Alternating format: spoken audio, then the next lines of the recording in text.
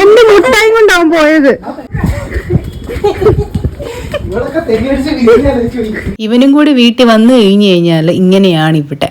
അമ്മയ്ക്ക് എവിടെന്നേലും കിട്ടുന്ന ഒരു ഇച്ചിരി പങ്കുണ്ടല്ലോ, അമ്മ കഴിച്ചതിന് ശേഷം ബാക്കി ഫ്രിഡ്ജിൽ വെച്ചിരിക്കും. അത് എണ്ണ അനുസരിച്ചായിരിക്കും കേട്ടോ. ഇച്ചിരി ഉള്ളെന്നുണ്ടെങ്കിൽ അമ്മ കഴിക്കത്തും ഇല്ലാതാണ്, ഞങ്ങൾക്കായിട്ട് മാറ്റി വെക്കും. അങ്ങനെ മാറ്റി വെച്ചാണ് ഗൈസ്. പിന്നെ ഈ തെണ്ടി ഉണ്ടായിരുന്നു ഇന്ന് എൻ്റെ കൂടെ. അന്നേരം അവൻ ആ ഫെറാറോ റോച്ചർ തന്നെ വേണം.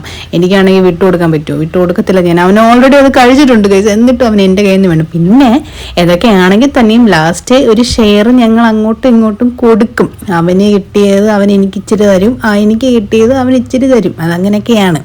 പിന്നെ എൻ്റെ ബാക്കിയും കൂടി മുട്ടായിരുന്നു. എല്ലാം കൂടി ഞാൻ തന്നെ ടേസ്റ്റ് ചെയ്ത് നോക്കി. ഇതുണ്ടല്ലോ, എനിക്ക് ഭയങ്കര ഇഷ്ടപ്പെട്ടു. എന്തോ കോക്കനട്ട് ചോക്ലേറ്റിനാണ് എഴുതിയേക്കുന്നത്, പക്ഷേ അതിനകത്ത് നല്ല വൈറ്റ് ചോക്ലേറ്റ് ആണ് ഗൈസ്. നല്ല ടേസ്റ്റ് ഉണ്ടായിരുന്നു, എനിക്ക് ഒത്തിരി ഇഷ്ടമായി. പിന്നെന്താ, വൈകുന്നേരം സമയമില്ല. അപ്പം അവിടെ കുറേ നേരം ചെടികളെയൊക്കെ നോക്കിക്കൊണ്ട് ഞാനിങ്ങനെ നിൽക്കുകയായിരുന്നു. ഈ ചെടി ഇവിടെ നിന്ന് അങ്ങോട്ട് കൊണ്ടുപോകണമെന്നൊക്കെ നോക്കിക്കൊണ്ട്.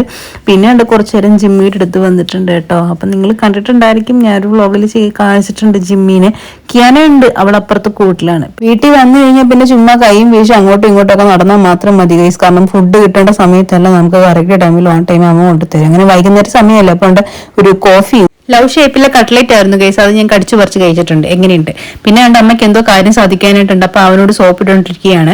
പിന്നെ നൈറ്റ് ഇട്ടുകൊണ്ട് ഞാൻ ഈ ഷൂ ഇട്ട് ഇവിടെ എന്താ പരിഷ്കാരിയാണോ നിങ്ങളിപ്പോൾ വിചാരിക്കുക? അങ്ങനെയല്ല ഗൈസ്, എനിക്ക് വേറെ ചെരുപ്പ് നോക്കിയിട്ട് കിട്ടിയില്ല. അപ്പം ഞാൻ തന്റെ കിട്ടിയ ചെരുപ്പ് ഇട്ടുകൊണ്ട് നേരെ അയ്യത്തോട്ട് വന്നിട്ടുണ്ട്.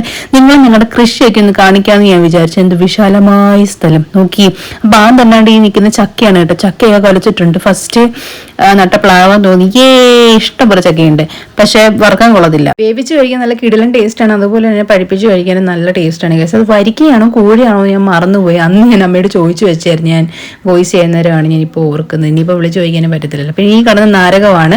കറുനാരങ്ങയുണ്ട്, കമ്പിളിനാരങ്ങയുണ്ട്. ഈ മരമെന്ന് എനിക്ക് അറിയത്തില്ല ഗൈസ്, ഞാൻ മറന്നുപോയി. പിന്നെ പല ഇനത്തിലെ വാഴകൾ, 21 സൈസ് ഇനത്തിലെ വാഴകൾ ഉണ്ടെന്നാണ് അമ്മ എന്നോട് അന്ന് പറഞ്ഞത്. അതായത് ഇൻസുലിൻ വാഴ, മോറീസ, ഏത്തവാഴ, പാളയംതോടൻ, ഞാലിപ്പൂവൻ, കദളി, കൂമ്പില്ലാക്കണ്ണൻ, ഏത്തവാഴ, പിന്നെ അങ്ങനെ പല പല പല പല പിന്നെ ഓമയും പലതരത്തിലുണ്ട്, ഞാൻ വെച്ച് നീട്ടുന്നില്ല. പിന്നെ ഈ കാണുന്നത് പനിനീർ ചാമ്പയാണ്. അത് വെള്ളയുണ്ട്, ചുമപ്പും ഉണ്ട്.